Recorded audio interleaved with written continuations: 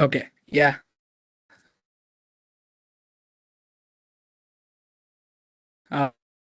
Great. Yeah. Sorry for the hiccups, guys. Can you? Okay. Yeah. So, hi everyone, and welcome to the webinar one of ISA Coming to Delft series. And I'm Varun, and I'm here with the rest of the board as well today. So, and firstly, congratulations to all of you for. Okay.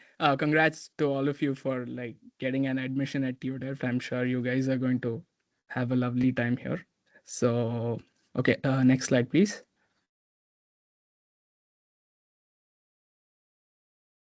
Yeah, so just to give a quick introduction about ISA, we are a non-profit organization, a student organization, firstly here, consisting of 11 board members from TU Delft, and also we have alumni advisors amongst us who have a lot of experience in the fields that they've been after graduating from TU Delft. And we also help the upcoming students to settle in here in Netherlands, which is one of our goals. And also we help them feel home by our cultural and professional events here in Delft. And the other important thing is we are the point of contact for the Indian community here at Delft, and we help in linking the students from the Indian community to the Embassy of India. So next slide.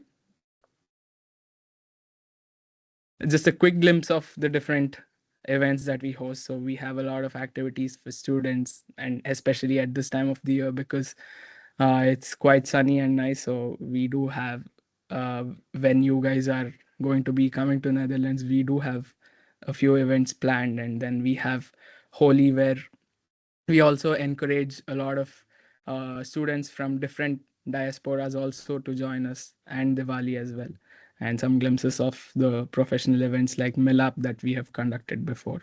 Next slide, please. And this is our amazing board. So we have Gagan, who is not joining the meeting today due to some commitments. So he's from the EEMCS uh, faculty, and we have Dheeraj and Ashrit, who are our event managers. So they are also here with us today. And we have Ayushi and Krishna Kaushik, who are our digital content manager and the marketing managers respectively. And Alina, who's our treasurer from the chemical engineering background. Lakshmi, who's our external affairs manager, is also here. She's from the faculty of TPM. And then we have अरे मैं पहन के जाऊंगा साफ है सब we have Arya, Krishna, and Vishwanathan, who are our alumni advisors, who are also here with us today. And I am Varun, who is the internal affairs manager here at ISA from the Faculty of Architecture. So the next slide, please. Request for access to his control. Yeah. I have. Continue. Take control. Yeah. Request. Yeah. Now he can. Yeah. So this is just one of the few occasions where we all love to dress up formally, and we had a lot of photos clicked. And this is not how we are every day. Just to give you an idea. And the next slide, please. You have control.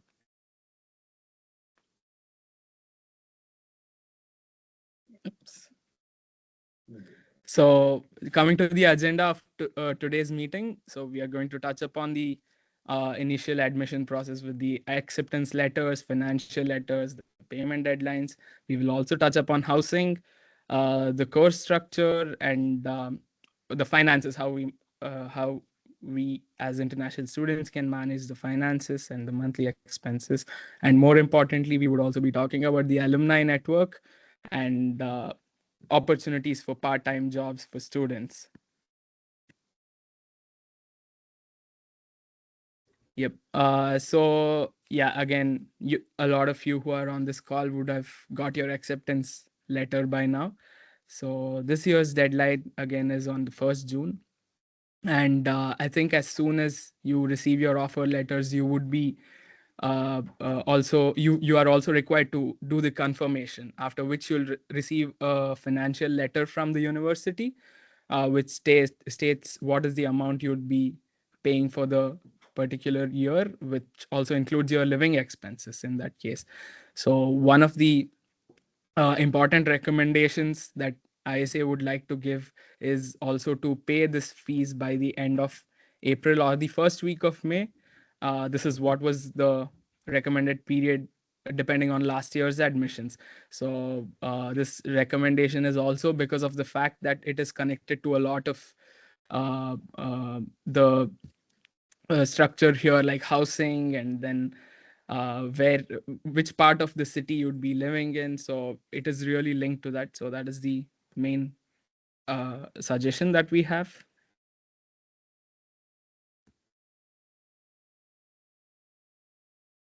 And coming to housing, so I would like to invite Arya to talk about this.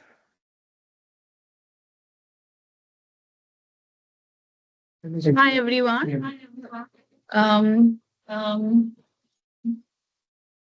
okay. So there are two types of housing. One would be student housing, the other would be private housing. If you have paid early, that is by the mid of April, then you will be eligible for duo housing. I will be talking about duo housing, and my colleagues will later be talking about private housing. So for duo housing, what happens is you pay your fee, you get to know whether you are eligible, and then you will be allotted with a slot. For my time, which was 2 years back, we had 3 slots. I got the second slot. And um, a few days before the booking opens, we get to view the houses.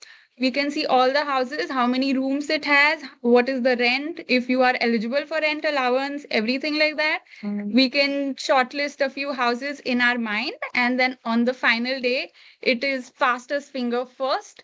People book houses within seconds, and you have to select your house.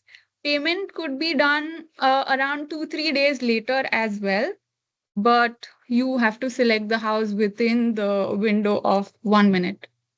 And so the types of houses that are offered would be firstly is studio, where you have your own individual kitchen as well as WC. Then would be a sharing house where you share a apartment with around 3 people. When it's sharing with 3 people, usually it's everyone is of the same gender, but when it's more than 3 people, then it's usually mixed. There are accommodations where sometimes you have to share your washroom or your kitchen, but that is totally up to you, your call. Then would be housing allowance. So to be eligible for housing allowance, your basic rent has to be below around 900 euros, and your not monthly, your annual income has to be below 36,000 euros. So there is a link of the website shared. Please go through it thoroughly. You can only apply for a housing allowance if you are in an apartment where you have your own kitchen as well as WC. Home sharers are not eligible for this. Registered couples are, but you have to look in it in depth. If you have more questions about this, you can always ask me. Yes. Okay, adding to what Arya said, so this is in the case that you would be allotted a duo housing, and at times we can also understand that due to different situations, you might not be able to pay the fees in the recommended time, which we are recommending by the end of April or the second week of May. So in that case, what would happen is a lot of times, even when you pay by May, you might end up in the duo waiting list for that matter. So this is again a personal anecdote that I would like to share, where I was put on the duo waiting list, but meanwhile I also went ahead and looked for other accommodations outside duo, and I also got an accommodation confirmed through an outside agency, but once Duo sent me that uh, I got off the waiting list and I was able to even get a house through Duo. What I did was cancel. You might probably lose out some amount of money. In my case, I kind of lost around 150 euros, but the advantage is that you will still get a housing in Delft, which is a huge factor when it comes to commuting to the university, or of course with Netherlands and its drastic weather changes, so it is not much of a hassle if you are able to get housing here in Delft. So I'd ask Ashrit and Krishna Kaushik to take over the different alternate options apart from Duo for the housing now.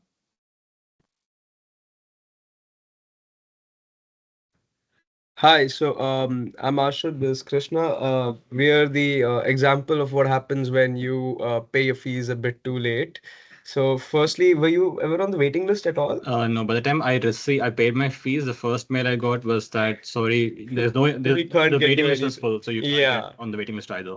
So, I think he still beat me to the actual process of it. So, he still got a place. Yeah, so apart from the Duo housing, you can actually find the links of private housing on Tutor website itself, where they recommend you to try Net and Room Plaza, and there's also something called Five Hues, and you can get all these links on the website. So these are private organizations which also offer housing, and some of them are just platforms where people can post any vacancies in a house or something like that. But even this, you need to set up a profile, and some of them are paid. So I would recommend you guys to check it out and start checking it out right now itself, because it'll be easier for you to manage it the moment you pay your fees, because you might not be in the waiting list either. So, and so basically, where KK is staying is about 6-ish kilometers away from campus, but it's still an organized student housing. It's just not done by it's not done by TU Delft or Duo. It's a separate entity.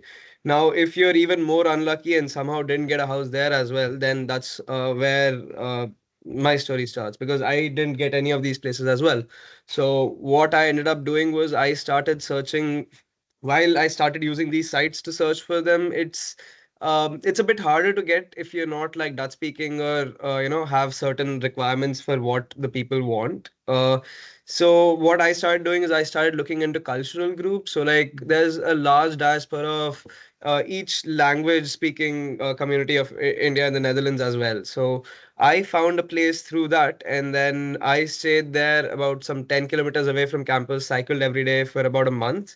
And then slowly, as college went on, I started interacting with people, building a network, and then I ended up getting a place in Delft. So I shifted out immediately. So it doesn't matter, even if you don't get a good place in the beginning, don't be disgruntled. You might have to struggle for a month or two, but after that, you can use these kind of Facebook pages, WhatsApp groups, and stuff to find places. But as someone in the chat already said, be careful and make sure you don't get scammed there. There can be many people who are acting like they are landlords, and they'll try to show you a fake residence and try to make you sign a contract and pay the money. Do not do that unless you have someone who can go check it out in person. Make sure that the payment of money like for that place is done as the last resort. Like you have sent a person there, you've checked it, you've tried to confirm it with how many other sources you have. Make sure it's real, because once you get scammed, there's nothing anyone can do. It's very hard to get stuff back. So yeah, that's it on scams and non-duo housing. So we can move on. Just to add to the scamming bit, so I would like to mention one of the points that was mentioned to us by our seniors in the previous year's webinar. So what you could also do is, when you get photos from the landlord, you could always check for the windows, and then you could, of course, because Google Street View works for Netherlands, you could go to the Google Street View and check if the windows still look the same, so you know that if it is the same building or not. So that is one of the tip you should be doing in case you are going with non-university housing as well.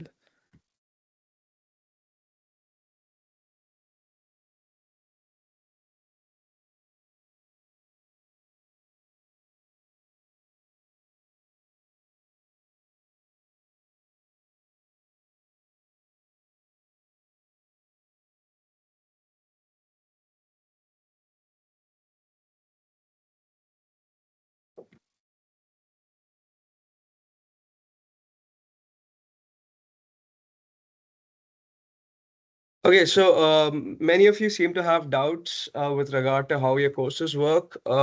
We can't clear each and every single one of those doubts because every faculty has its own way of doing things and its own way of getting around, well, making sure you graduate. So we'll just give you the general idea of how it works. So firstly, 120 credits over 2 years for masters. Bachelor's is 180 over 3 years. Again, as you can see in underlined, failing does not matter here. You're expected to fail. You are kind of given that many chances because they know that you will fail. It is very hard to, clear without fail. I think I've failed one already. So, it happens.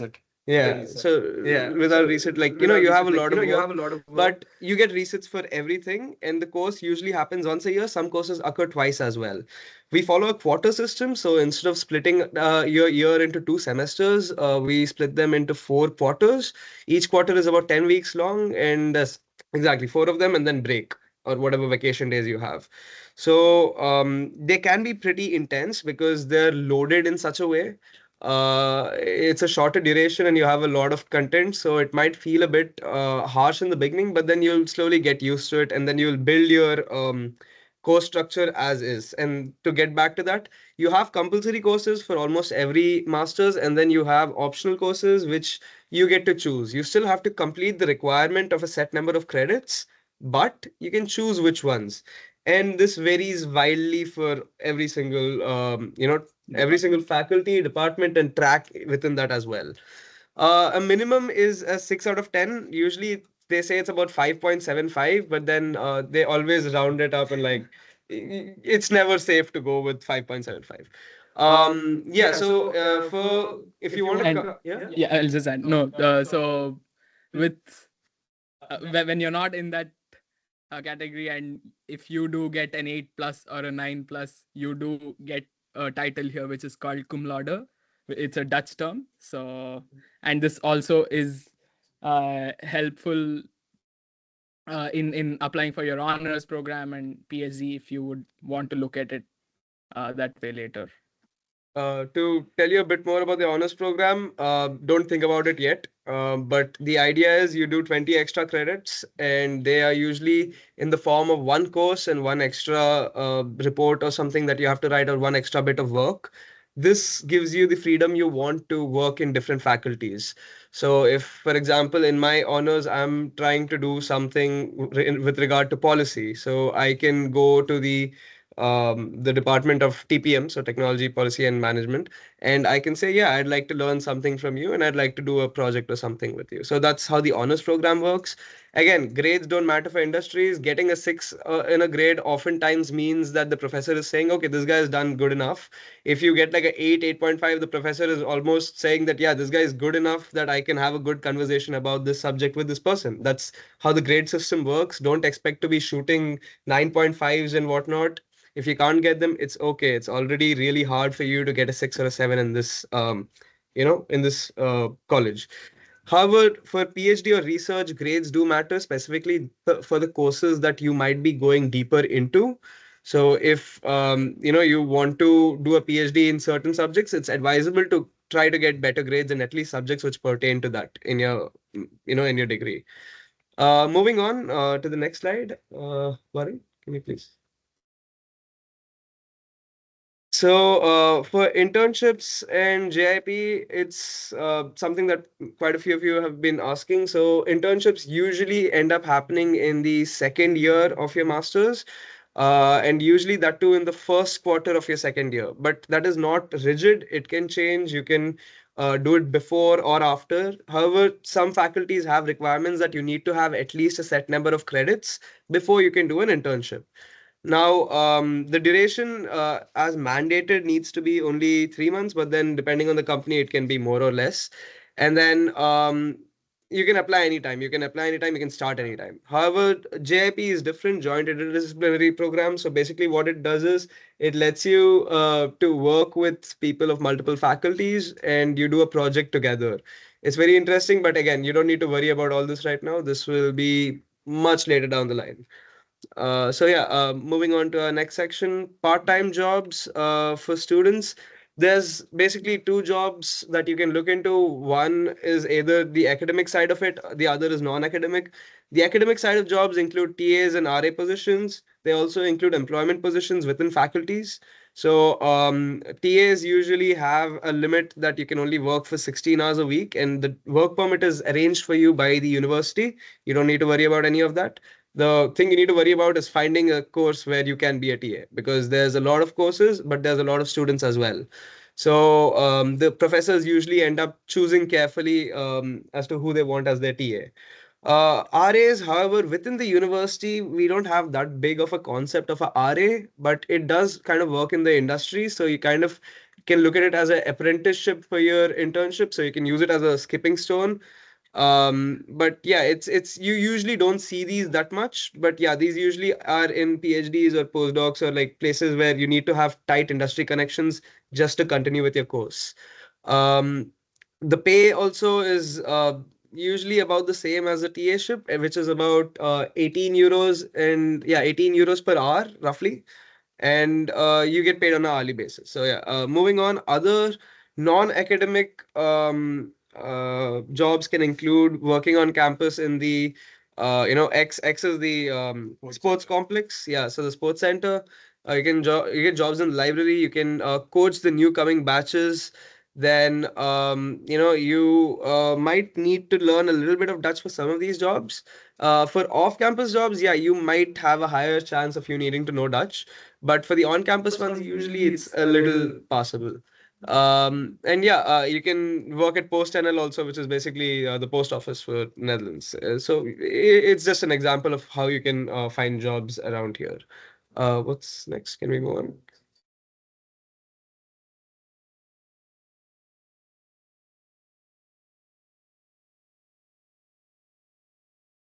Yes. Now we are at finances. Alina will be taking over from here. Yeah. So you guys can hear me, right? Yes, I don't know. Oh yeah, okay, yeah. So regarding your education loan first, speed up the loan processing if you're choosing to pay by education loan. So it depends on the bank again. Most of the cases, like the banks have a tendency to be paying the fees to other countries where housing is not a crisis, but in Netherlands it is a crisis. So what I did was I did go and convince my bank manager that yeah, it is a problem. I showed him screenshots from the websites and all, and he did it in 2 weeks. But yeah, so you can go to the bank, talk to them that this is a problem, and get your fees paid soon. So that's a case to case basis again. Also, some banks are not very good with paying this much high amount internationally. Again, through an education loan, because it comes with a lot of taxes that you have to pay, and then some additional charges that would be cut uh, at the receiving end side. So in that case, you have to check with them that they really know the procedure, so that when you're trying to pay the fees at the last moment and they end up saying, okay, we are not sure how to do this, so make sure they know how to do it. You can also say that your friends did it this way. And sometimes these banks come and tell you, go and pay the fees through some external agencies or uh, ways like maybe uni money or something. Uh, if you're short on time and if you really don't know how about the tax intricacies of it, okay, go ahead with them, because they do give you a high conversion rate. So sometimes you have to end up paying more than a normal bank transfer. So do check with the bank and these agencies what conversion rates they're giving you, and if they're actually asking you for more, you can bargain with them. You can tell them, no, this is not the rate that I see in the Google. Maybe they'll come and tell you, this is not how the international rate works. Again, go and do some research yourself and go and convince them, bring it down. Otherwise, they can scam you. They can take a lot more of amount from you, maybe like 20,000 plus or 30,000 plus. So beware of that when you're paying it. Then maybe we are all new to this loan thing. We are new to the finance part of it, but do understand about the interest rate, the payback time that they give you. Do they give you that moratorium period of maybe 1 year, which coincides with your stay back period and everything? And because Delft is highly ranked, they give you a lower interest rate, and sometimes girls also get a 0.5 interest rate less than boys. So just check with the bank on how that works. I could get it for TU Delft and being a girl, but yeah, just check with the banks what interest rates they give you and all that. Also, if you're taking a collateral loan or a non-collateral loan, the procedures are different because if it's a collateral one, they give you higher amount. But the thing is, it goes through much longer process. Like they have to get it legally checked and everything. So make sure you keep in mind of all the processing time, all the internal details of it, and make an aware choice when you're paying it finally. Yeah, can we go to the next slide? Yeah. Krishna will start talking about the monthly expenses, but again, it is about 1,000 to 1,200 based on your rent. So if you get a lower rent housing, maybe it will be like around 800, 900, but again, it's on how you spent it. So yeah, I think that's what I have for you. And if you have any questions, please do put it in the chat or connect with me later. I'm happy to answer your questions. Thank you. Yeah, so for the monthly expenses, this is just an approximate total, and we can elaborate further in the next few webinars.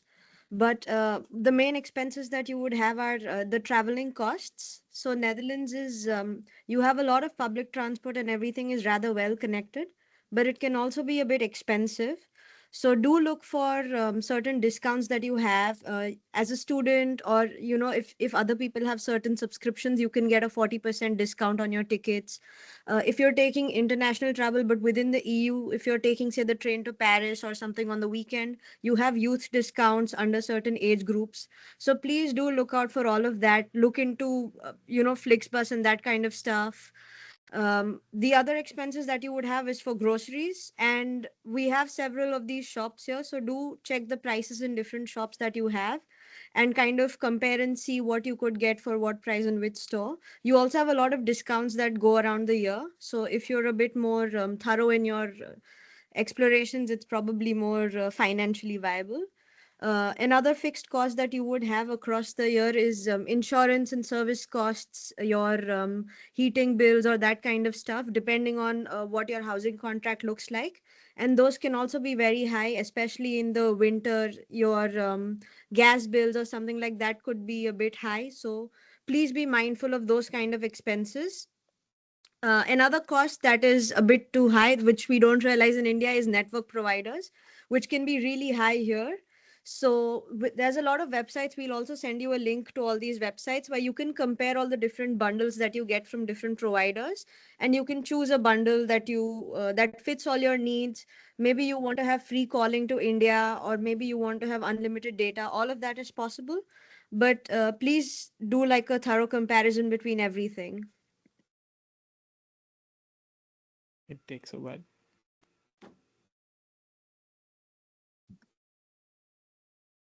Yeah. Another monthly expense that you should always account for is going out or eating out. It can be really expensive if you order something like Uber Eats very often, or if you order groceries to your house. There's no Zepto, Blinkit, that sort of stuff. So, yeah, please go out, enjoy with your friends. There are a lot of food trucks on the campus and everything. You can have a great night out, but kind of keep a rough budget in mind, plan your expenses. Electronics can be really expensive. Small stuff like battery backups, chargers, all of that can go also quite expensive. So if you can maybe get all these smaller things from India already, and then it's a bit more cheaper for you guys. uh, I would also recommend use apps like yeah, you can use a simple Excel, or you have a lot of these apps on App Store. So you can use that to kind of keep track of your monthly expenses and see what you might be overspending in or underspending in.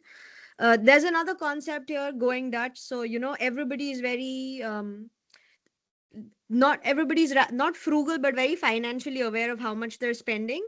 So there's a system called Tiki. So whenever say you go out with your friends and everything to eat out, everybody splits the bill equally, or in case there's a huge difference in what someone ate, then they split according to what you ate.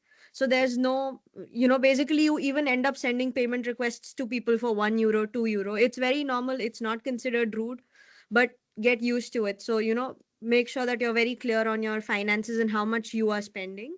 Also, as we've touched on before, please check if your house is you can use it for rental allowance or something like that, because then it's yeah, then you're also spending less. And approximately we estimate your monthly expenditures to be around 1000 to 1200 euros, including rent and everything. But of course, it can vary a bit above and below, but that's our general estimate. For alumni network, we have existing WhatsApp groups that we can add you to. ISA can, of course, also be a point of contact. And should you want to speak to someone in a particular faculty or a particular master's program to get more insight into what your course looks like and everything, do send us an email and we will try to connect you to someone who's in that course or someone who's graduated from that course. Another way that most of the time always works is that you can always send someone a message on LinkedIn, and usually they respond even if they don't know you, even if you don't have a connection with them. You can always try that out. It always works, and people are generally very helpful if you approach them. In Indians, non-Indians, you can also do this with Europeans or Dutch people, and they would respond. There's something called so after your graduation, there's something called Zukyar that you get here, which is an orientation visa for 1 year. To draw parallel, this is something like in the US when you get like an OPT, that is, you get 3 months to look for a job. Here you get 1 year of an orientation visa to look for a job or to do whatever you want. It starts from the date of application, which is after your graduation, and it can be used to look for internships. It can be used to do your own study, to just do your own study research. Or some jobs also ask you to apply for a Zukyar, and then they use it as a probation period, after which they will fund you as a highly skilled migrant visa. And unlike the US, you can apply for a job in any industry, irrespective of your study program. So, say if you studied architecture, you could still apply to, a consultancy position, or say you could apply to as being a scrum manager or doing animation or XYZ. It doesn't have to be related. Yes. So, Yep. So that's one of the recommendations that we've been stressing upon. Just like pay your fees ASAP. And yeah. And we would also be touching upon specifically more in detail, in detail about the other questions that you have put through our other two webinars as well. So we can just go to the Q&A session now. We will open up the document that was shared earlier on the WhatsApp groups with all your questions.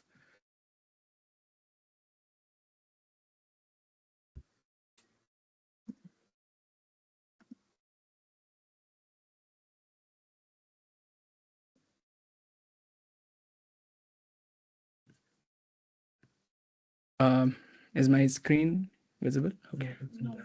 Okay. Cool. Can you send it to her?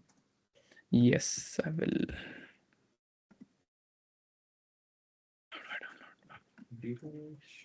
Mute. Oh, I'll just mute for a second.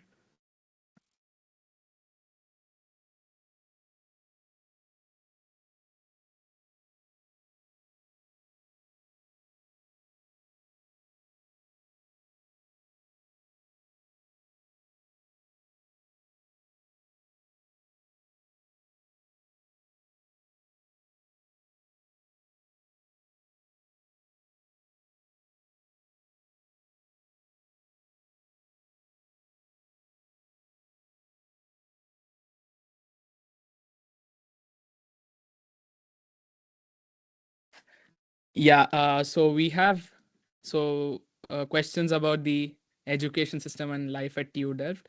So we are not going to be answering the track or the course specific questions at the moment, because we would also give you the opportunity to connect to different people from the same course or the tracks through the WhatsApp groups. We will be trying to take more of a generalized set of questions that has been put up in this thing. You can, of course, like Krishna mentioned, connect to people on LinkedIn or through the WhatsApp groups as well. or just ask ISA if you request a certain faculty, and we can then find and put you in touch with someone from Somebody that from faculty. that faculty. True. Uh, So, does the quarter system get too hectic? Do you get enough time to study subjects well? Is the quality of class content satisfactory, or are important topics glossed over? So, one of the things about the quarter system is it takes time for you guys to get used to it, like Ashrit also mentioned in his while talking about it. But I think one of the things is the university provides you the opportunity with also to see the lectures and the classes through an online portal or recorded option. So you can definitely always fall back to it to re-watch a class, or like if you've missed it, you can always watch that too. So, do you get enough time to study subjects well? Yes, you do, because a lot of uh, things in the Dutch system is definitely scheduled. They try to schedule everything. So, you also schedule your study hours, or your rapport with the group also works in a way that you go on, you meet up at a time when you would want to study in some cases. So, yeah, definitely you can get time to study too. If anyone else Want wants to to. cover some other questions? Yeah, okay. So, how do the students manage to buy or cook Indian food there in Delft? Interesting questions. Can you please share a tentative range of expense for complete 2 years for living plus food plus miscellaneous? I want an idea of complete expenditure apart from the tuition fees. Yes. So Fine. So, talking about Indian food, you do have a couple of stores here locally in Delft where you get more or less every Indian product that you want, whether it is dal, rice, chicken, masalas, everything is everything. available. Yes. Everything. Yeah. So, you don't have to worry about the ingredients part. Now, about the cooking part, well, you still have a couple of months left. Practice. And most importantly, the idea is cooking food which is not going to take a long time to cook. Don't try to learn something that's extensive. It should be quick, but just practice a couple of things. You would want to do that. Yeah, Expenses, living living expenses, expenses, it it is is already already included. included in the groceries. And one of my colleagues is waiting to tell you something. Go ahead. What you're really going to pick up on, yeah, what you'll really pick up on after coming here is meal prepping. If you're not already used to it, come and basically on one Saturday you sit down and decide, okay, I'm making 6 burritos for this entire week. You can replace burrito with kati roll. It's up to you. But like, thing is just learn how to meal prep, how to take care of basic food, because that's actually something that I've seen a few people not be very well versed with. Uh, because many of you guys have come from hostels and did not need to be exposed to that. Learn how to take care of food, learn how to tell when food goes bad, like these basic kind of things. I know it's kind of unsaid, but make sure you just go through it once with your mom or your dad and like pick up those skills. Because hey, I mean, even I suffered in the beginning. I couldn't figure things out like that. So it's not just you. Just make sure that you brush up on these small things, you know? Expenses begin. Yeah, and just to highlight, like, if you stay in one of these shared houses where you share a kitchen and everything, you will learn so much different cuisines from, your friends, your batchmates, and everything. That there's going to be a lot of exposure, and there's a high chance you will not still eat dal chawal every day for yeah. like 7 days a week, and it's probably for the better. Yeah. So, in addition to that, what are the other expenses? Well, it is all included in your living expenses. You would have mandatory insurance. So, we have history of a few people trying to save money by not paying insurance. It is mandatory in this country. You get caught without insurance, you'll have to pay a very heavy fine. So, insurance is mandatory. And medical care is also not very cheap here, unlike in a lot other countries. It's largely privatized here, so you do end up landing in trouble if you do not get an insurance. So please, we would always recommend you to get an insurance, and we will shortly also be sharing a document which shows comparison of different insurances as well, which will help you make an informed decision. Okay, cycles are primary means of transport. How can we acquire them? Second-hand, new, how to get second-hand, how to secure. Okay, you can worry about everything related to a cycle after you come here, right? Except for the fact that you want to practice back home in India before coming here. You don't want to learn how to bike here. Yeah, that's the only thing. So I don't think it is the most important question for a first webinar. Webinar, yeah, true. Okay, cycles. How can internet be accessed in Netherlands via SIM card? Yeah, you basically everything that works in India also works here. You don't have to change your phone, nothing. Just come here, get a SIM card, put it into your phone, it works. In case you would still like to retain your Indian number, would recommend to have a phone with dual SIM options, or one in which there is also an eSIM. So please make sure that you have the Indian number either as a second SIM or an eSIM, so you can come here and also get a second number. And most of the times, the university provides for a free SIM, and there is also an option where Duo also gives you a free SIM as soon as you come. So don't be worried about that. And regards to Wi-Fi, you have Wi-Fi in most of the public places. Sometimes in a lot of trains too, the public trains, which is the NS, it has Wi-Fi as well. So yeah, you don't have to rely heavily on mobile data when you're here. I'd like to add one thing to that. Don't just stick to the plan that you take as soon as you come here. Explore and start finding other providers which can give you different plans. So just because that was the first thing that you chose, it doesn't mean it's the cheapest thing out there. But then these are problems that you can address in your second or third month here, so that you don't need to like worry about this immediately. Yeah, but we'll touch upon this in the upcoming Yeah, webinars anyways. there's You don't have to much worry about later it. problem for you. Yes. Just insurance and all of that, so they can figure out something. Yeah. Yep. All Duo houses come with internet. Don't worry about that. Somebody asked that in the chat earlier. Oh yeah. All Duo houses, most educational public spaces, classrooms, everything are connected through internet one way or another. Private housing, you have to pay for your. But a couple of them do come with the house. It comes inclusive, exclusive. It so- depends on your. You don't have to worry about the network much at all. So Yeah, don't worry it's, about it now. it's not an issue. It's exclusive. Yeah. Is it recommended to have a driver's license before coming to the Netherlands? Of course, you have Uber, Ola, but if you want to get it, get it. But it doesn't matter to you because driving is not a thing here. Bored. Yeah, with the Indian driver's license, you automatically get 6 months of international driving license. But post that, there are also options where you could get an international driving license specifically in India and come here. It's valid for a year then. Yeah, it is valid for a year. It's an advantage, but the transport infrastructure here mostly revolves around public transports and bicycles. So you don't have to worry about a driver's license. Yeah, and if you're worrying about, yeah, don't worry. You most probably won't be able to afford it because, I mean, it's just not the culture here, so it's really expensive, like extremely expensive.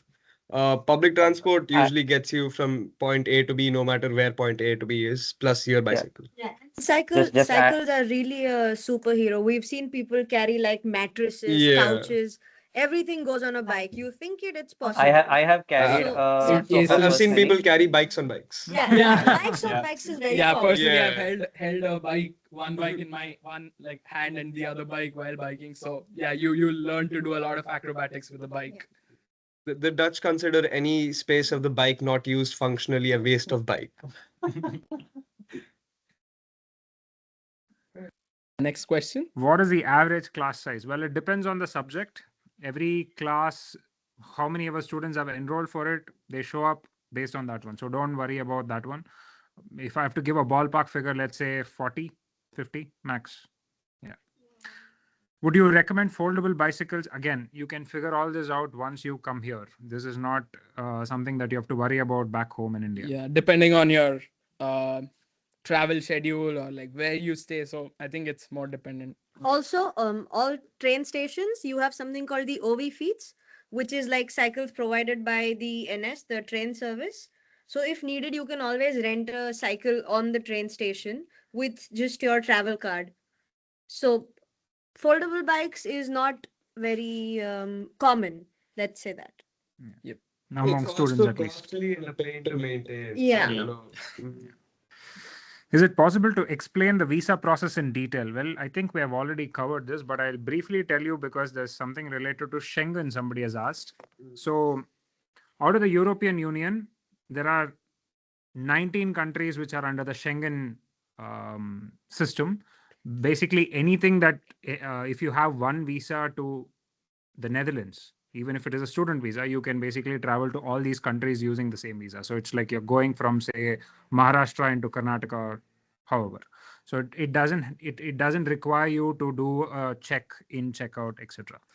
What happens at the consulate when you buy the insurance? Yeah, you can figure this all out. It's all in place. You just need to follow what the instructions are given to you by IND, and just go to the consulate, give your passport on day one, day two, they print it and give it back to you. And the university also sends you mails specific to this as to what documents to carry. And once you have booked your visa appointments, so you will also get a specific list with the timing and what time you have to be present and what is the kind of photo. They also send you a recommendation of how you have to click your photo. So don't be worried about that. It's all going to be conveyed in a very clear manner to you. Next, finances. Could you help with opening a bank account in the Netherlands? So usually after you come here, there will be an IP, which is the introduction program by TU Delft. After that, you will sit with bank representatives who will help you open a bank account. So you don't have to worry about it back home in India. And somebody says, for example, UPI is very popular in India. Oh, really? Okay.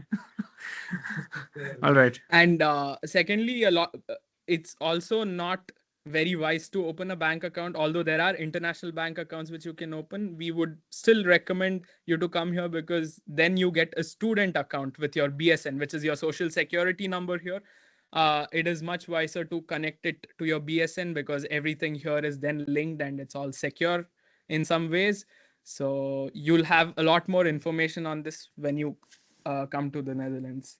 One more thing, banking and all is mostly very digital here. So we don't physically, there are very few bank outlets still left in the Netherlands. Mostly everything is done on an app with the click of a button. And another big thing to tell you is that Netherlands is mainly a debit based economy. So you will not see so many credit cards in circulation or see so many people use credit cards. Mostly everybody uses a debit card and cash is not so frequently used either. So if you come carrying 100 euro notes, nobody will give you a change or break it. So say when you land and you do bring cash into the country because you don't have a bank account or something, please try and bring smaller denominations because 100 is not accepted anywhere. And we will also be touching upon this in the upcoming webinars as to how you could, what is the amount recommended for you to bring when you're traveling, because we can understand that you don't have a card immediately. So we will be touching upon it in the other webinars as well. Okay, you say that I understand you have arranged living expenses for the first month. Travel card? Sorry, I understand. Living expenses for the first month in the case. Yes, yeah, we'll be touching upon this in the next webinar as to what is the Regarding- incidental cost. And Yeah, like, it's called a travel card. So you get it from SBI or HDFC. yeah, there's a ICICI also has a nice. Yeah, all the different banks banks have their forex cards. So a lot of these forex cards can be used to tap in different places too. Yep, next one. Okay, we have already covered this. Loan application process has just started. It might take a couple of weeks for the fee payment. Would it be wise to rely on? No, it is not wise to rely only on university accommodation. Keep all the other private options as well open. Try to, one of the best ways I have seen is you can team up with a couple of other people, maybe your friends or other people who have admits to TU Delft, and then search for a housing together. You will always tend to get like 3 bedroom or a 4 bedroom apartment in Delft. So 4 students can come together to get that for you. Get it together. But if you've paid your fees by mid-April, more or less you should be fine, and there's really nothing to panic about so much. So even if you do look for private options, if you suddenly do get offered something, don't just jump on the gun and to be safe, get it, because university housing is usually the most recommended one. It's also so you don't get so much FOMO and you're involved in everything on campus. Yeah. One more thing. You could a small tip regarding looking for private housing. You can actually look around. You don't have to find in Delft. You can look in Den Haag, which is The Hague. You can look in Rijswijk. You can also look in Rotterdam, because these places are well connected to Delft. So your commute will be from public transport, but it should not be an issue. So you can, yeah, depending on your mode of transportation, it will not take over like 30 minutes from door to door, depending on where you stay. Yeah, and don't be discouraged even if you find something in say Amsterdam, but people in Amsterdam also are not finding things in Amsterdam. But thing is, I've heard of many people who applied late who first lived in Amsterdam, then shifted to Rotterdam, then shifted to The Hague, then shifted to Delft finally. So like, if you don't get a good house in the beginning, it does not mean that you will not have a good house by the end of your time here. Yeah, you can look for it after you come here as well. Yeah, so don't worry about that. Okay. Unenrolled before September 1st, do I get my fees back? Yes, you technically do, but not recommended to do that. Yeah. Yeah, except the housing part. Okay. I'm coming to on a student loan, have not secured any scholarships. Is there any other way funding apart from grants, awards? No, I don't think so. We don't have a system where we have grants post coming to TU Delft. So if you get a scholarship before coming here, yes. If you don't get a scholarship, I don't think there are any other means by which you can get it. And the academia here is pretty hectic. So you don't want to commit to something apart from the time that you're going to spend on studying. So the first year is going to be quite hectic. It's usually in the second year that you can probably spend some time, get RA, TA, etc. Or in the vacation. In the vacation. First and the second year, you can do internships and everything, but it's advised that you come here first. You kind of gauge Get to know your what's your academic pattern, load, and academic load, the get pattern. familiar with how the system works, how the country works, and then commit to whatever you want. Okay. Is it okay to open a bank account? Okay, we have already covered this. Please open a bank account after coming here with your BSN as a student account, just like how Varun mentioned. Yeah. Housing. Do we get to know the status of homes or rooms available before our slot? How much do we have to pay upfront after booking a house? Anybody wants to take that? Do we get to know the status of the house/rooms available before our slot? How much do we have to pay upfront after booking a house? Yeah, go ahead. So you will get to know about which houses are available around 4 days in advance. Then you can choose your house. And finally, on the day of booking, it is fastest finger first, and you book the house within 1 or 5 minutes max. You will definitely get a house, but it depends on which type of house you get.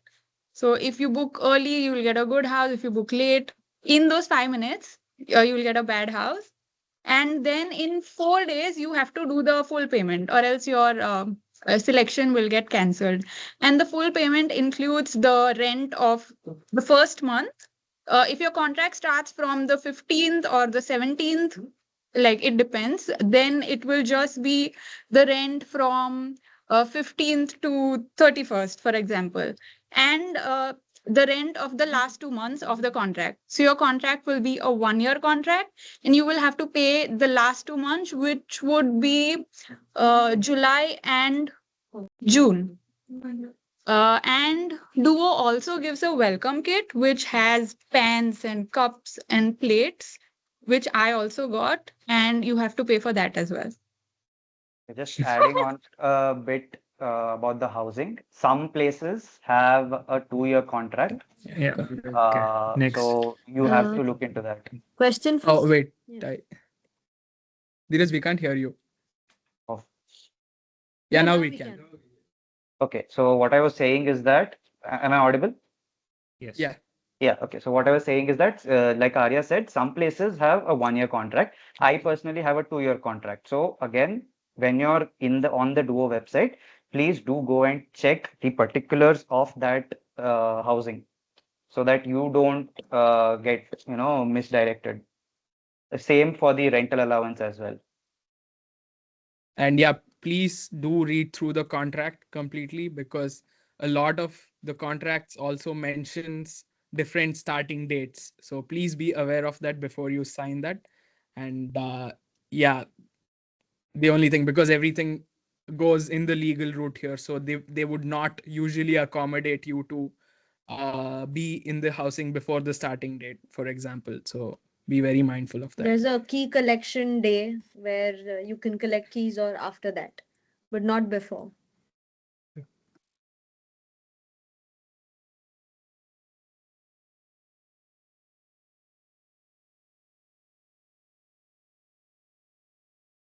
So, Yeah. Do it. okay. Question for senior students here. How easy, successful was the student accommodation allocation process and how were the rooms? I think it's pretty standard, across Europe. That is one thing. For a student housing, they are supposed to provide certain facilities and certain standards in terms of cleanliness, in terms of facilities. Most housing is really good. You will be able to manage from whatever you get through Duo. Just be mindful of private housing. Those are the ones that might have a couple of complications. Just when I say be mindful, try to reach out to seniors or people that you might know of who could help you go get a viewing, something like that. So just be And aware of. yeah, as far as duo housing is concerned, it's really fun to live on campus. You have these common spaces, you get to meet a lot of people, you get to really branch out, make friends, make connections. So it's a really overall nice experience that you get to have. When will we get the next question? When will we get the access to the portal for opting the houses? I think this has also been answered. We'll go to the next question. Did students stay in the rooms the entire 2 years contract period, or did they have to move for any reason? What was the process like? For Okay, yeah, cool. Yeah, so there can be many occasions where you might have to not live in your city or even country for that matter. For example, when you do internships, it can be anywhere in Europe. So you might not be in the country for 6 months. So what do you do with a place that you have a contract for 6 months? You just sublet it. So you put out an ad. Huh? It's allowed legally. Yeah, if it is allowed, check your contract. If it is allowed, then you can sublet it. Okay, but most contracts usually don't have an issue. They do allow subletting. Only thing is that what matters is you might or might not be able to offer registration at that address to the new person, because each house needs to have a set of registered residents, occupants. It can't go more than that, otherwise they'll be fined. So you might have issues there, but you can just put out an ad saying I would like someone to take over for these many months, and someone can have a temporary sublet contract made with you. Don't forget to make this contract, and then you can give it away and then come back later and then take your house back. Yeah, so the sublet contract, Duo Yeah. will help Okay. you with that. They have Okay. provisions Wait, on the Dheeraj website for just that. saying. Yeah, so I was saying Sorry? that Duo has a provision for this subletting. So you can do it if you have Duo housing. Otherwise, you'll have to sort stuff on your own. You want to take a Yes. We've so we see a lot of questions on housing and duo that we've already covered, and the same goes for rental allowance as well. Yeah, someone said they've read on Google reviews about few problems with duo housing and all. uh, the reality of living in duo is that it's a lot of fun, and do be mindful of the contract that you have. So it's stuff like you cannot drill into the walls. If you make a hole, if you hit a hammer somewhere, you will have to end up losing your deposit. But otherwise, all in all, it's a nice experience. I don't know what kind of reviews you've read. um, Everything else about rental allowance is already as a pinned link on the group.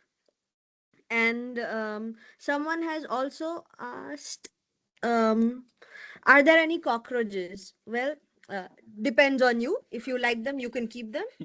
If not, then no. You get hit or something like that. But usually they're not an issue. So no, rats are also not an issue unless you're in Amsterdam. You're fine. Rotterdam. Also, okay, Okay. wherever, but not in Delft so much. What do you mean? I have But mice in my house. Okay, well, maybe they're an issue, but you'll be fine. but the other thing with Duo is also the kind of service that they provide for. Like they have something called as Vaskhod service, which is the repair service here. And in most of the cases, when you have an issue, a broken pipe or like cockroaches or mice and anything, you can always reach out to them, and they will. In some cases, if it is not a huge expense, they will mostly do it pro bono, which is part of their this thing. Like for example, I also had an issue with the rainwater pipe in my apartment, which is a duo apartment, and they came and fixed it for free. But yeah, again, it works in a way that you have to book an appointment with them and everything. But I think with Duo that is an advantage that you get. And in these shared rooms in Duo, I do not think you get a preference for a room partner. But yeah, you don't get a preference. And for the exact facilities you can expect in most Duo housing, well, it's usually written when you book. So you know, if you have a countertop, or if you have a stove or an induction, if you get a microwave or not, if you get a kettle or not, most of this stuff is kind of written in the when you're choosing a house. And other than Duo, which other organizations partner with TU Delft? All of this, there's a couple of them. We'll send you a list. It's also available on TU Delft. There's stuff like Zior and Holland to Stay and these kind of websites. Regarding jobs, how easy, difficult is it to get part-time jobs as TA, RA, or in other student positions on campus, or internships at companies during the first year? If it's possible wait, there's more, it's a paragraph. Also, does the 16-hour work limit apply year round, or is it 16 hours during regular semesters and 40 hours during summer breaks, or are both options allowed? How it works is, firstly, expect that you're going to have zero extra time in your first year. Your first year is to get you settled and studied. Like, literally, that is the only purpose of the first year. Your second year onwards, you can start doing, or during the summer break, you can start dedicating more time to these, well, I wouldn't say extracurricular, but like these outside academic activities, which might even end up getting you paid. So the thing for TA RA kind of positions is that you just need to be at the right place at the right time, select the right course, and find the opportunity. You got to meet people who are already TAs, ask them if they have any openings. It's very network based. And then you also have to, kind of get in with the professor as well. That kind of seals the deal. For internships, it's not hard to get, but it is still hard to get because everyone is searching for one of them. Everyone is searching for one of them. There's a lot of them that are open, but thing is, sometimes you have to go through maybe 10, 15, 20, 30 rejections before you get one. But usually they're all of decent quality, and like you end up learning a decent amount of things from there as well. Now with regard to the work permit, the 40-hour thing that we were discussing, the student permit that TU Delft provides you comes with a clause saying that you cannot work for more than 16 hours on that work permit, because that is a student work permit. Now, if you have a commercial work permit, which is usually what you need to end up getting when you're doing full-time work at companies as a thesis or an internship, that has a different level of hours that you can work for. So that is when you start accessing the 16 plus hour, and usually it's 40 hours a week. But yeah, you can use all of those hours in whatever job you're going towards. Was there anything else in that? I think it is 20 now. Yeah. There is, we're not quite sure, but we'll get back to you about this. But there is definitely a clause where you can, in between semesters or in between your breaks, slightly work a bit more than 16 hours. We're not quite sure on the current legalities of it. We will make a note of it and we will get back to you about it.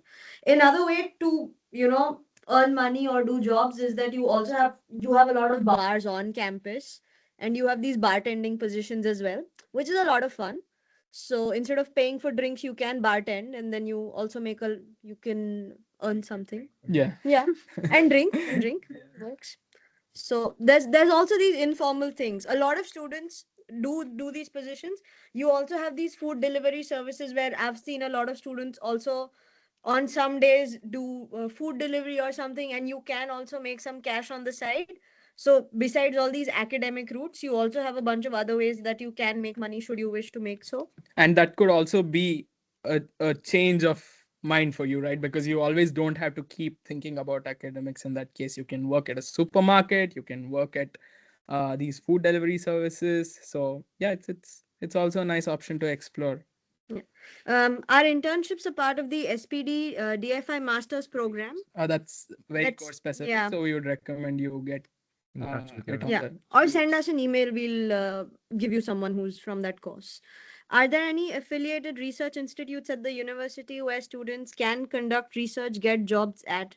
I think TU Delft has a huge list of partners as well. There's also the 4TU program, which is between the four technical universities in the Netherlands. Besides that, you do have choices at exchange semesters abroad with partner universities and everything. But I think that's a very course specific thing. So you should look into it more with respect to your course page. Another tip is for all of this, you can always, once you're on campus, go and reach out to your academic counselor from the course who has the best clarity on this and what are your options and what are your possibilities. So I think then it's the most personal one-on-one feedback that you can get. Yeah. And of course, like, a lot of faculties also work with something called as dream teams here, so they also help in building up a research program or already existing research programs which you can plug into. So these are, and don't be worried about it, because all of these dream teams or research groups will have a very clear call for positions, and they also come and showcase their works during different events at the university. So you would definitely be aware if you are within the campus, and like if you're open to walking around campus or biking around campus, you'll definitely see an exhibition which will call out, or the info screens which will give you more information about this. But one And thing is, dream teams are not paid. So if Yeah. you're a part Yeah. of dream Yeah. team, Yeah.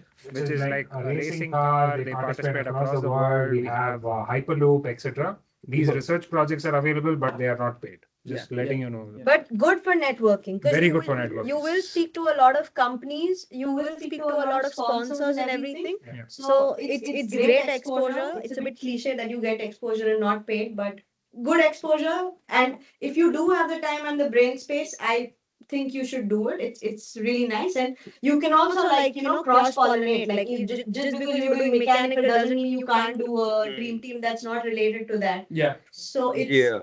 you can say do a media position at a team that does submarines or something. So you can really, step outside your comfort zone, try a lot of faculty if you want.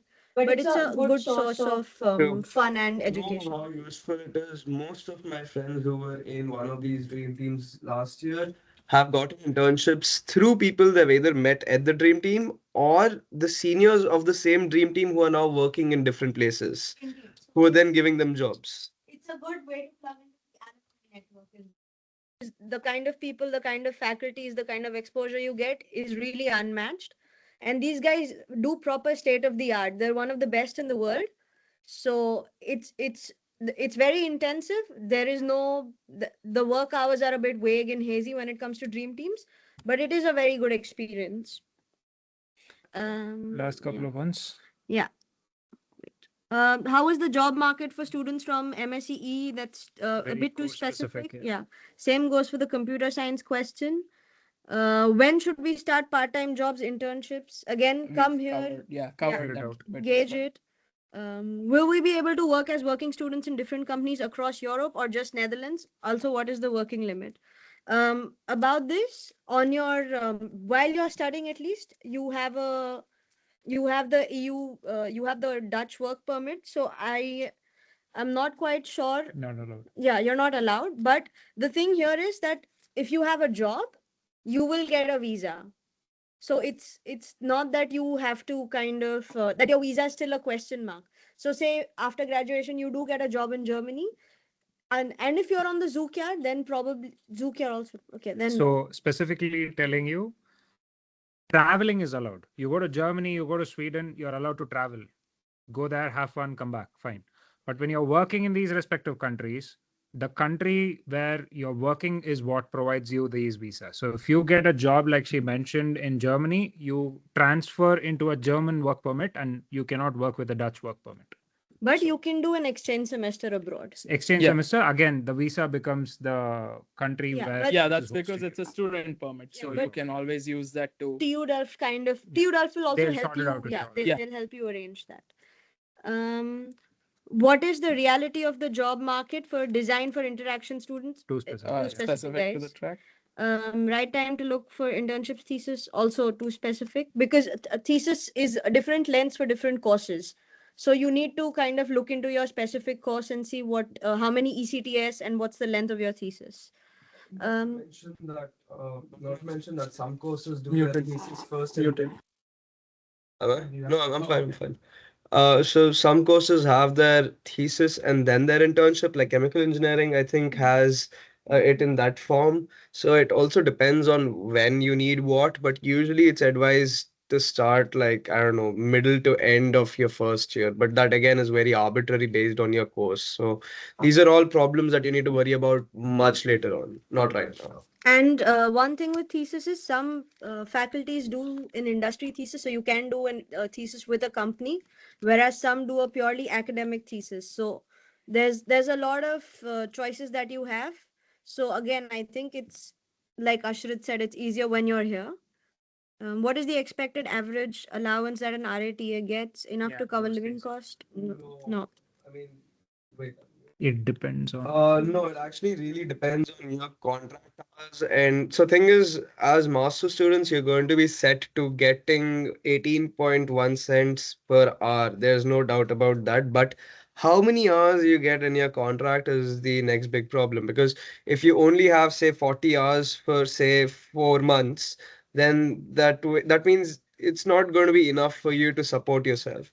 But if say you have 160 hours, say it's a massive project or something, 160 hours you have, yeah, of course, it'll be more than enough. So it's very subjective to your contract and how many hours you have. But that again depends from job to job. So again, really arbitrary based on where you're doing this. But expect that no, you're not going to be covering living costs with TARA gigs. I mean, TARA can help you cover groceries and Yep, some I stuff. think we've covered most of the questions that was put in the FAQ document, and I think we can open the floor for you guys to ask questions. You could probably unmute and even like First, raise your Uh, hand, and based on that, we can ask, like, you can ask questions to us. We have about another 30 minutes before we close this session. So, yes, we are open to questions. Raise your hand, and we can call out names. and you could even ask questions specific to what one of us addressed during Have the already covered, yeah. meeting too.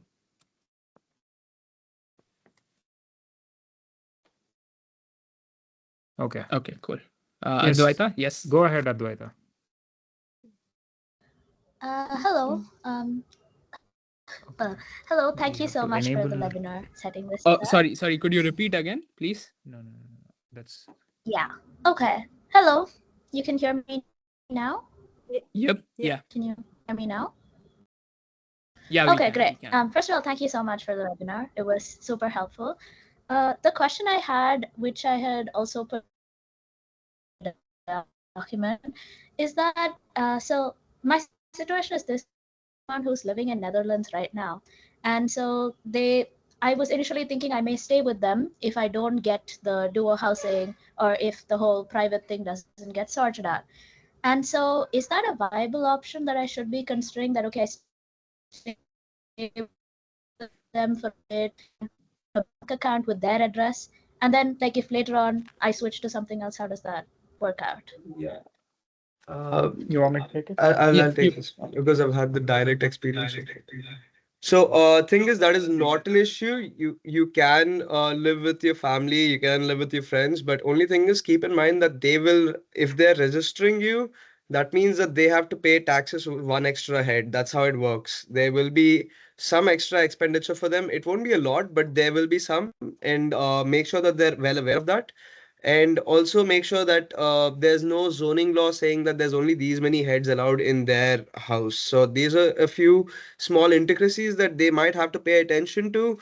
But other than that, it's not an issue. You can do that. Many people, in fact, including me, have done that in the beginning. So it's not a problem. You can go ahead with that. Okay, but also with regards to the bank account thing. So if I understand correctly, it's tied to the address that you got an address and then you do the bank account. So like, can you do that shifting that, okay, if I get another address, I need to move my bank account with it It's to not that? an issue. You can just have it updated on your account.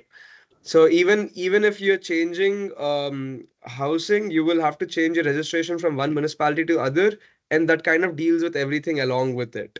It's not too much of an issue. It's not a hassle as long as you do it fast and if you're quick to it. As soon as you come in, you get these things done, you'll be fine.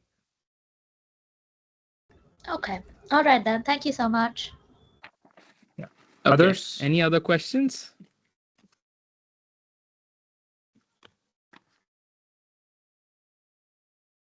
Yeah. Yes, Varsha. Yeah. Unmute her. Can you unmute yourself, please? I think we have to do that as well. Okay, 1 second. Just give us a minute. Settings.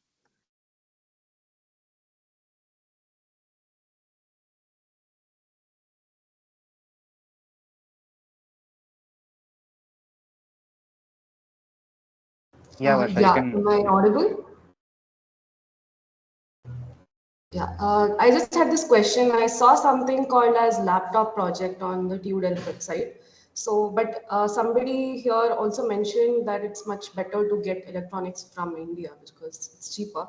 So, would you suggest getting laptop there because it would be better suited with the specs? Yeah. Yes, Dheeraj.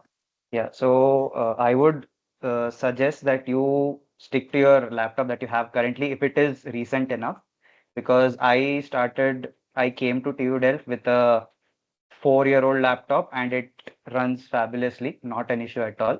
So I would say don't go into the laptop project because personally it feels a bit too expensive for what it gives you. And yeah, it is cheaper to get new stuff in India. Yeah, okay, got it. Thank you. I would just like to say that if you're planning to buy, say, a phone or something, then maybe it's better to buy it here because then all your warranties and everything are valid in the country that you're staying in. Because if you buy a phone from India and you come here, say if it's a Samsung or an Apple or whatever, the service store will refuse to fix your phone because it's from a different country. And a lot of phones might also have a SIM lock based on the SIM that you're putting from another country. So if you do plan to make any of these drastic purchases, then I would recommend you buy it from here. And if you can't put off buying it in Netherlands, make sure that you get the appropriate insurance or warranty, like global warranty or whatever, and you get an unlock variant.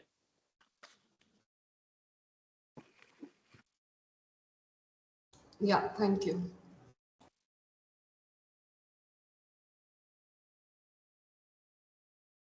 Other questions? Yeah. Surprisingly quiet in the meeting compared to the WhatsApp chat. Yes, Harris. Go Yeah. ahead.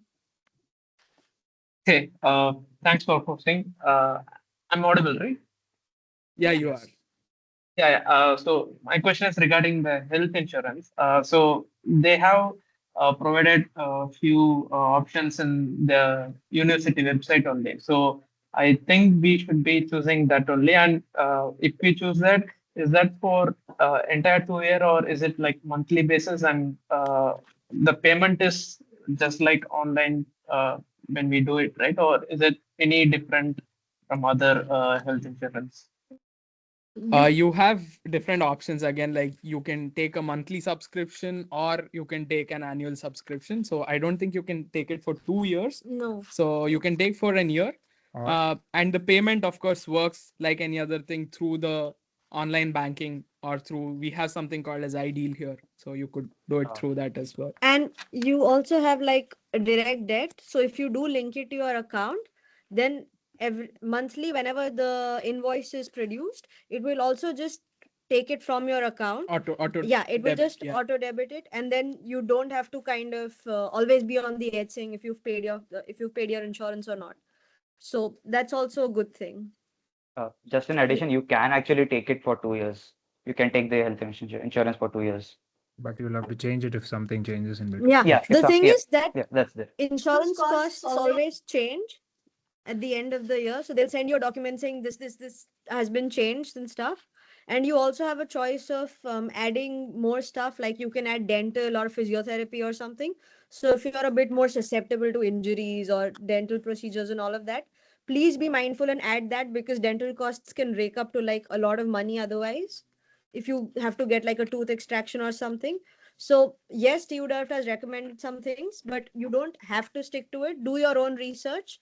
check what are all your options and say with dental or physio if something else is cheaper, and if it has good reviews, then you can also go for it.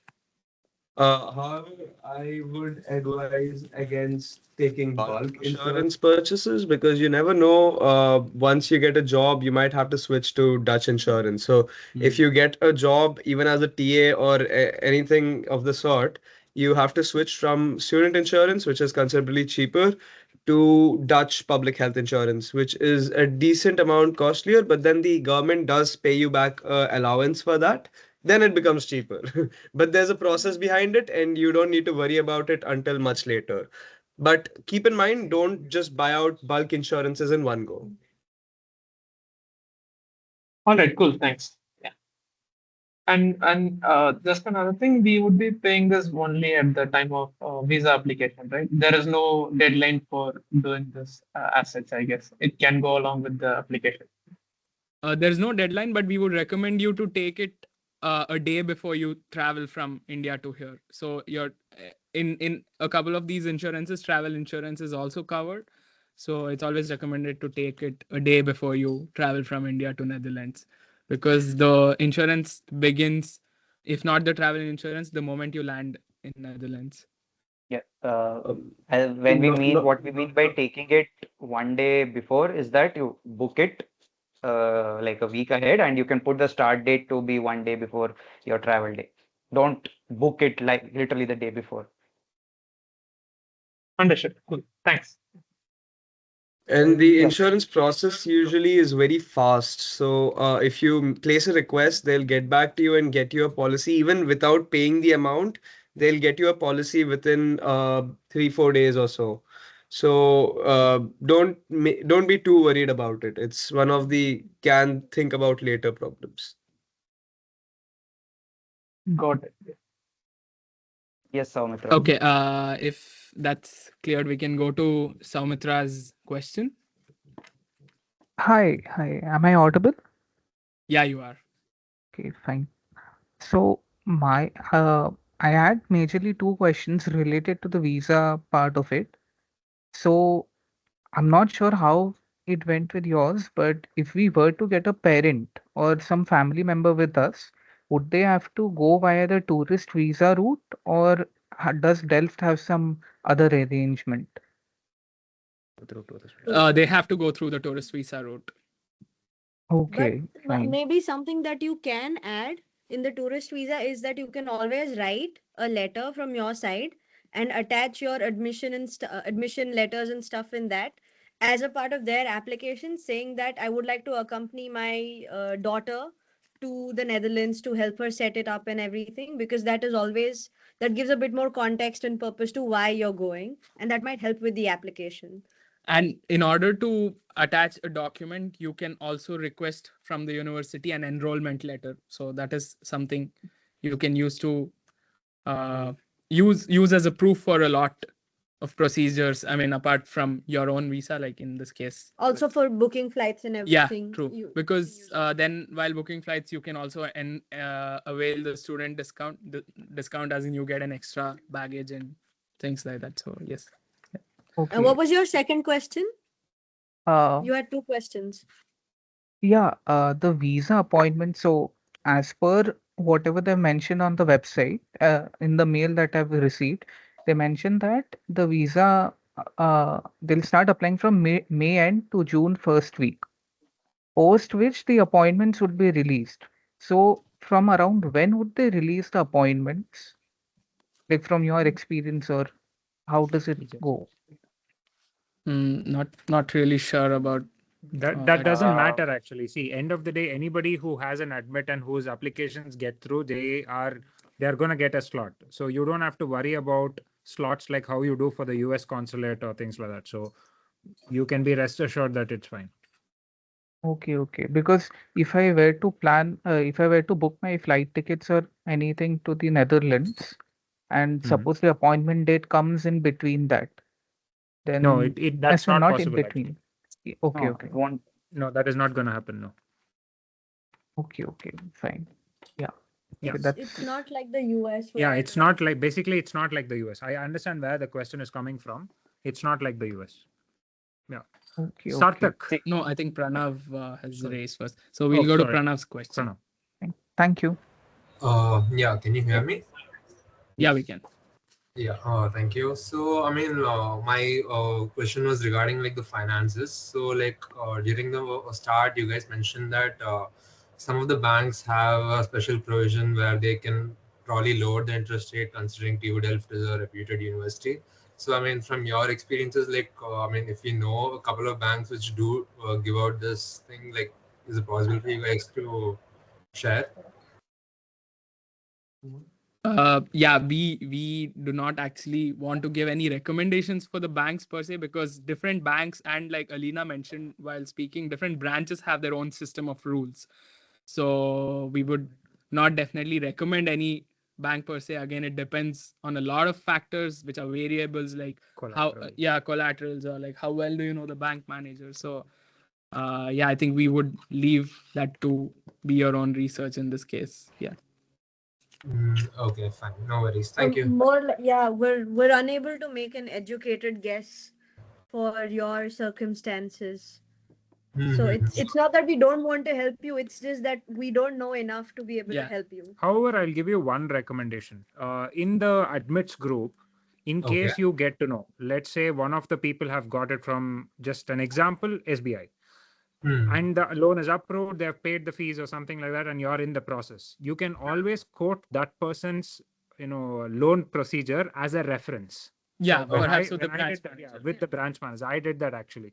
So Okay. I'm one of the last guys who had completed the payment, etc. So one of my friends, or now friends, back then an acquaintance, he had completed the process with the bank where I got my loan from. So Okay. I quoted that to my branch manager, and he was able to get things done much quickly, much faster. So it's easy for them to communicate with each other. So try that out. Or for example, if you know of any relatives being in the bank as an employee, you could also go in the route of checking with them if they can get the rate of interest lowered for you. Yeah. So these are some of the tips that we could give that you could try out with banks. Right. That's really helpful. Thank you so much. Yeah. Okay. So we can go to Sarthak's question. Hi, am I audible? Yeah, you are. So I have a very simple question regarding when should I book my flight for travel. I spoke to a few people. They said generally it's good to wait till you have your visa in hand and then you should book. But I spoke to a few more people and they said last year or the year before that during June the prices fell considerably.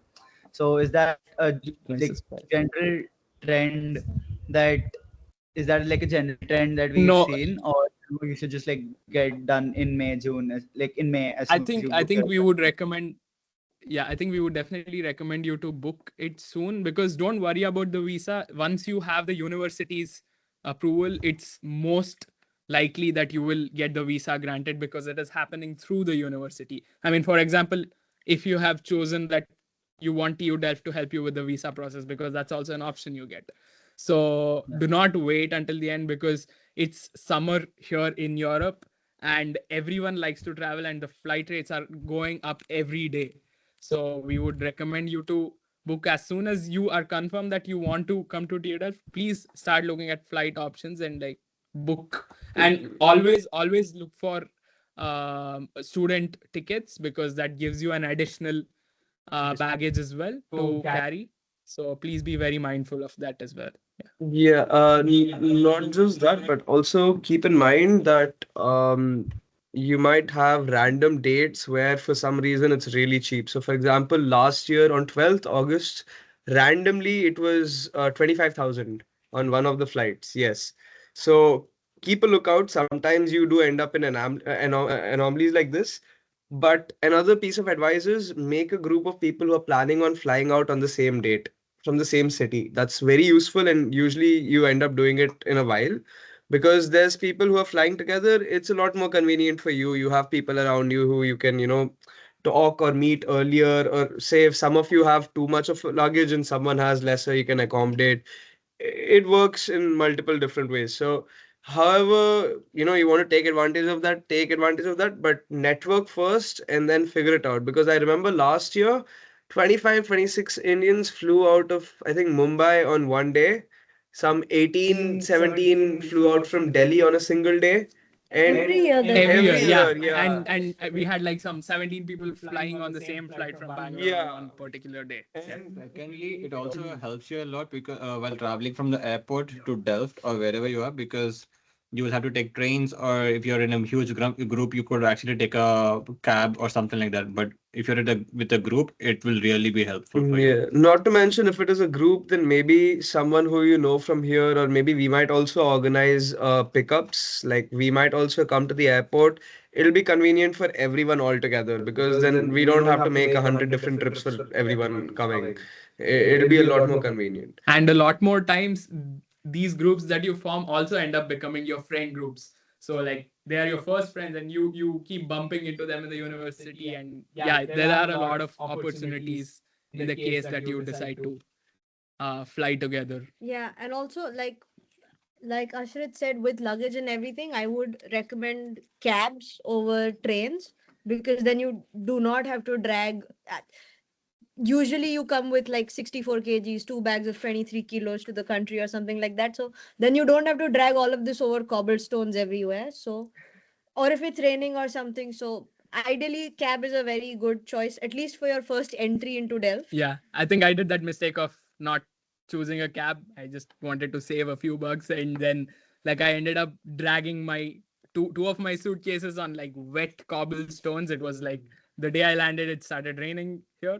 So yeah, you don't want to be in that situation. But these are just options, yeah. Options, yeah. Just figure it And out. another thing, once you come here, you'll realize that you're going to convert everything to INR, and you're going to be like, oh no, that's way too costly. It will happen. Try to avoid it. We'll tell you more about things like this in the coming webinars where we can like acclimate you to living here better. But at the same time, when you're making bookings and when you're making like plans now, keep that in mind because it's something that factor in when you're making plans. So be sure to not convert everything. Otherwise, you're just gonna get depression. Yeah. Okay, so we can take Sarthak's question again. No, I think he's not lowered his hand. It's Anjana's okay. turn. Okay, Anjana. Fine. Yeah, that was it. Thank you. Hi guys. Am I audible? You are, Yeah. yeah.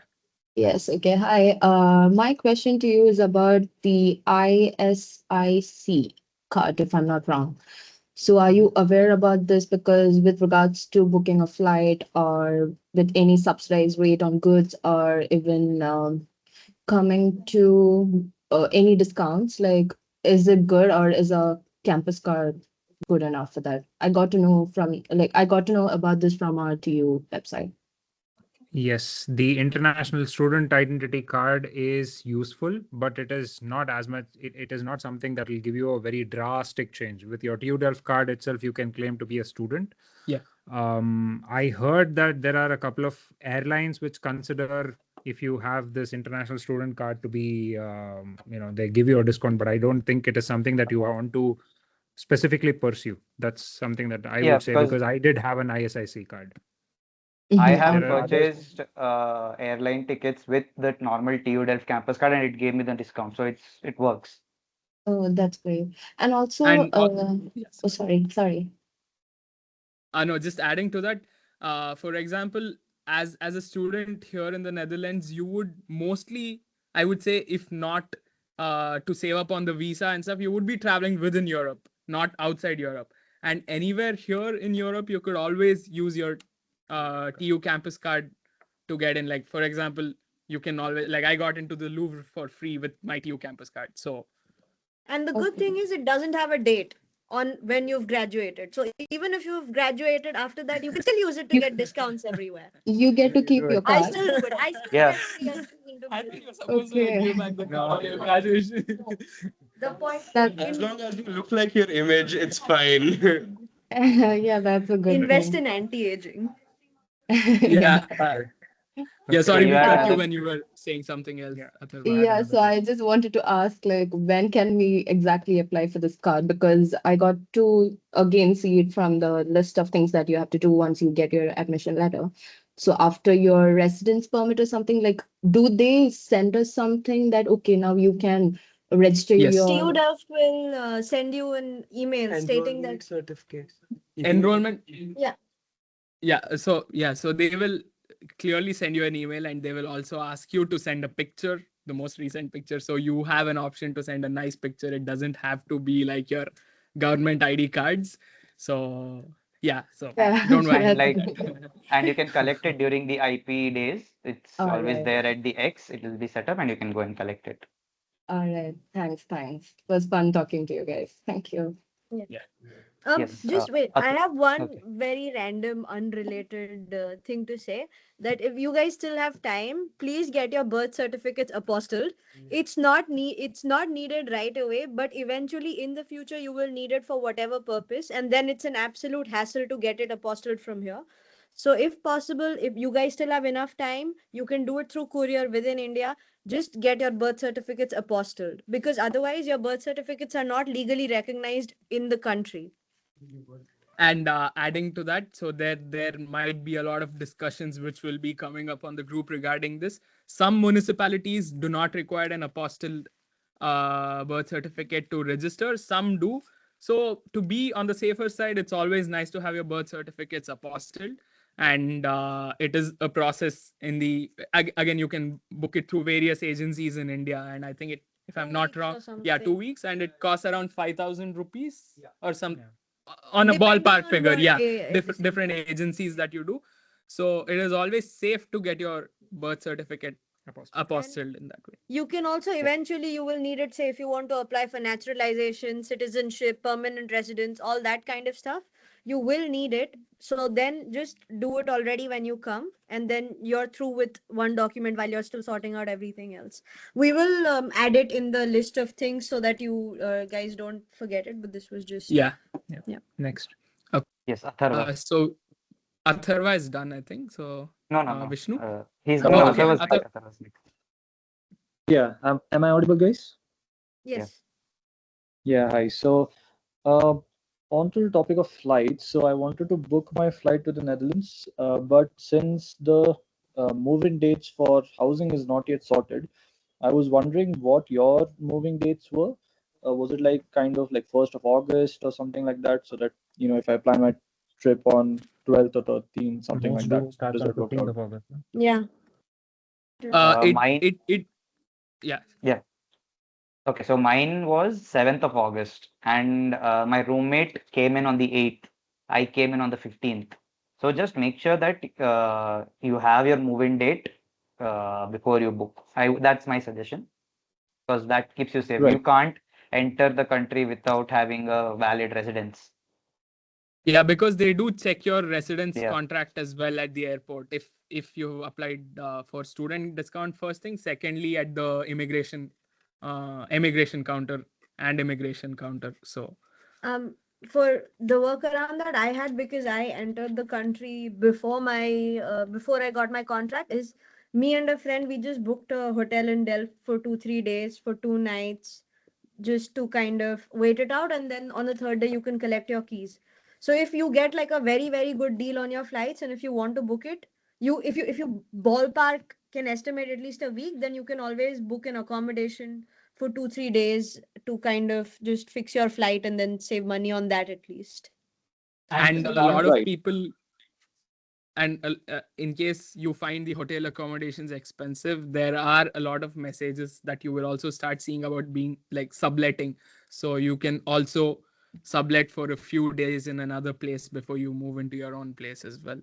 And one more thing. Right. Yeah. Okay. And one more thing, when if you're planning on living with friends or relatives who are already in the Netherlands, same thing. Ask them to draft up a contract, even if it's phony, even if whether you're paying them or not, whether you're staying with them for free or not, make sure you make a contract so that you can use this as proof of entering. Or make them write a letter of intent saying that they're living with us for this duration. It's fine. So you can go either way, depending on how close you are with them. you can proceed in either of these two manners as well. Okay, got it. And so I should be planning my travel before the introduction period of, I think it was 17th, if I remember correctly, right? So before that, It's if I'm opting for duo housing, they kind of will be having a move-in date before that, I'm assuming.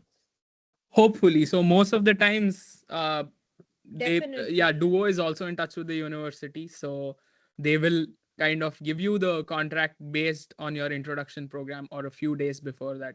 And it is always recommended for you to attend the introduction program as well, because that is where you kind of get to know the campus, and then you understand how the life in the university is, or different you start like making friends with people from different culture as well. It's not just with like people from home, but yeah, so it is always recommended to come around the introduction program. Yeah, you will see everything there is to see. You will see all the teams, you will see all the organizations, you will see all the kind of sports you can do if you're interested in it. You will see the culture center, you will see every faculty, even if it's not your faculty. You will meet people who are from all different walks of life and everything. So it's very like it's highly insisted that if you can, please attend the introduction program. It's one of the most fun Fun, experiences yeah, of your fun life that you festivals, will yeah, have. yeah. It's not, yeah, it's just a week long fun and like a straight up party, to be honest. Yeah, So it's it's really good. honestly You the get best to thing you will, explore the yeah. place, party so much, and yeah, it's quite It's nice. probably the only good weekend you're going. No, no, don't say that.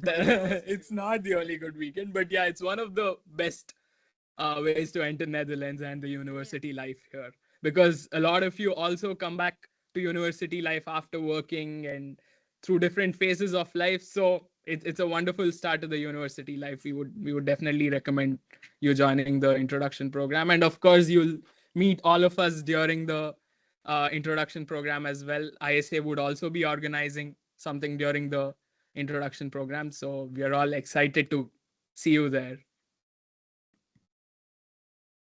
Cool, cool. Thanks for the webinar, guys. Thanks a lot. Yep. Any other questions? We have. Yeah, Vishnu. Vishnu. Yeah, Vishnu. Yeah. Am I audible? Yeah. Okay. Yeah. First of all, like, thank you so much for this. It was very helpful. And my question is regarding the transcript. So I read it on the website that they want us to bring the official transcripts from our bachelor's degree for masters. So I just wanted to ask, what do they do with this transcript? Do they keep it? Do they just take a copy and give it back? Or do they want a No, separate so copy which they want to keep it with themselves and whatever? Yeah. so they recommend you to bring your original documents, not just the transcript, but other things like the birth certificate, all of these as well. So it is not a mandatory thing that they will check everyone's documents, but random students get email to get their documents physically verified. So in that case, you will need to have these documents in hand for the international office to check and verify that your admission is successful. So they most of the cases will not keep these documents for themselves. It's a random 10% of international students who Yeah. have to go through this process. So it's better to keep the documents ready in case you are selected. That's it. Yeah. What are those few cases where they will keep the documents? You said like most of the cases they don't do it. Check. No, it is just used for checking. It's they won't They keep. won't They keep won't keep. they won't keep the originals because it's your Okay. document. They can't keep your documents. Yeah, they Okay. don't want to take responsibility on that Yeah. documents if you want to It's not take it. like India where the bachelor's college will take your 12th and 10th certificate and keep and then return when you graduate. It's not like that at all. Yeah. Okay. Okay. Thank you. Yes. Ananya? Yes, am I audible? No, your voice is very feeble. Hello. Yes. Am I audible right now? Yeah, It's quite Barely. feeble. Yeah, let her barely. Yeah. continue. Okay. The thing I was asking is, in the TU-Delft, while filling out the confirmation, we had to fill out a TB test thing, confirmation for TB test, right? Yeah. So Yes. Yeah. for that, what is the process and how is it done there? I wanted to know about that. Again, you will get an email regarding the TB test. Once again, I think 3 or 4 months once you are here in the Netherlands, you will have to pay a one-time fee of 50 euros was what was charged last year. Yeah, was what was charged last year. And I think after that, every 6 months, you get a mail in which you're recommended to do the TB test, but it's not mandatory. So the first time is mandatory because they no, it's not mandatory. Yeah. So No, the no. first time, First time is yeah, first mandatory. time is mandatory. So again, just to give you a brief procedure of what it looks like, they're going to ask you to okay, yeah, that'll, I mean, you will figure that out. Yes, so you It's don't have to nothing worry invasive. about. It's nothing invasive. It's just a simple X-ray. That's it. Yeah. Just keep that in mind. It's just a simple X-ray. Okay. Thank you. Yeah. Yeah.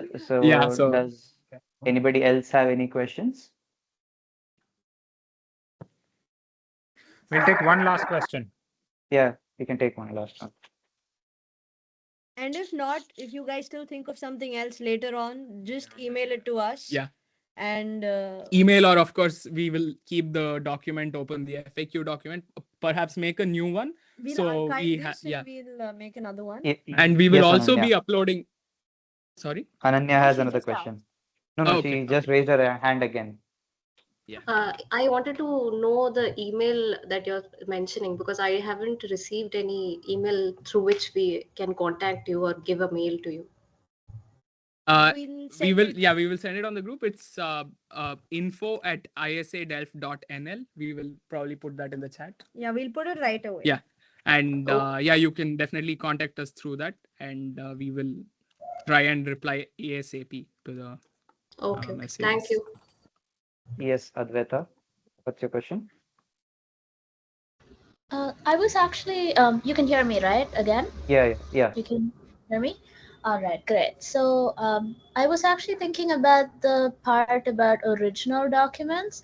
And if I'm not wrong, I thought I saw it on the website that you could also go with a certified copy and like make sure it's all signed and sealed by the university. And originals may not be necessary, at least for the transcript and the the degree certificate. So you were suggesting earlier to absolutely get the originals of birth certificate, degree, and all of these with you, just in case certified copies don't cut it. So I'll take that. Yeah. So what happens is the rules which are mentioned on TU Delft website is for all the international students, which includes Germany, which includes Switzerland, so on and so forth. What we are telling you is specific to India. So certain documents, for example, notarized documents in India is not valid here. It's an example. So even if you get a notarized certificate saying that this is an actual copy of a certificate, they won't accept it. So you don't want to take such type of risk. So in best interest of yourself, get the original documents. Okay, all right. I think you might have been right about that. All right, we'll get originals. Thank you so much for the clarification. We'll close. Yep. Thank you. So I think we'll be closing the meeting. We will also be uploading this recording. So the meeting's recorded and we'll be uploading it to YouTube soon so that you can rewatch or share amongst your circles if you know of anyone is coming to Delft. Yep. Thank you. Thank you. See you all. See you guys.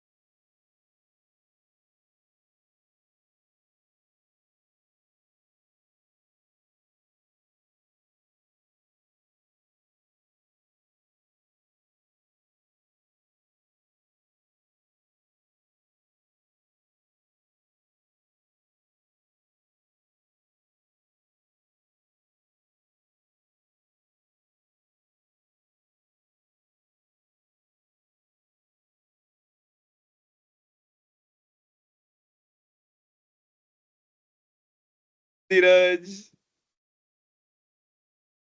Yo. Who's yo? But it's very fascinating the type of questions we get. No? I remember in our You have when the been first webinar to that batch, of ISA, there were people asking, should we bring ghee?